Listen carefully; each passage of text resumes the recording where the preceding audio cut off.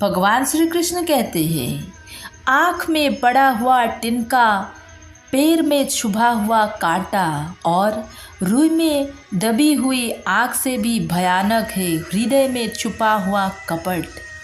कभी कभी जीवन में आगे बढ़ने के लिए उन चीज़ों पर व्यक्तियों को भी त्यागना पड़ता है जो कभी तुम्हारा हृदय की गहराई में विलीन थे।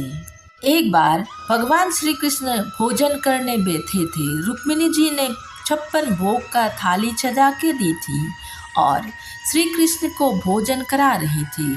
रुक्मिणी जी ने कहा, आप बहुत ही व्यस्त रहते हैं, हमेशा अपने भक्तों के लिए दौड़ते रहते हैं। कभी किसी का कुछ काम आ जाता है तो आप दौड़ जाते हैं। आज बैठे हो तो आराम से भोजन कर लो, हमने सारी व्यवस्थाएं कर दी हैं। श्री कृष्ण बोला, आप बिल्कुल ठीक कह रहे हो, आज मैं शांति से भोजन करूँगा। भगवान रोटी खाने के लिए हाथ मुंह के पास लाई ही थे।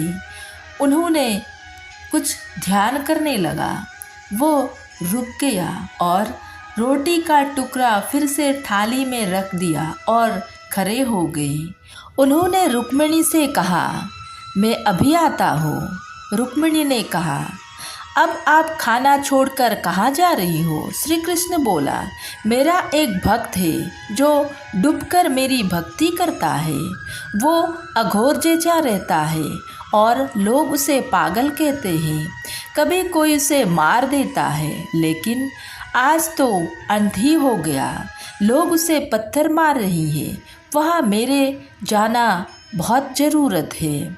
श्री कृष्ण 2 कदम आगे बढ़ ही रहे थे और रुक गए। वो फिर से रुक्मिणी जी के पास आ गई। रुक्मिणी जी ने पूछा, अब तो लौट आए, क्या हुआ? आप भक्त की मदद के लिए नहीं जा रही हो? श्री कृष्ण बोला, बस अब वहाँ मेरी ज़रूरत नहीं, क्योंकि मेरे भक्त ने भी पत्थर उठा लिया है। अब वही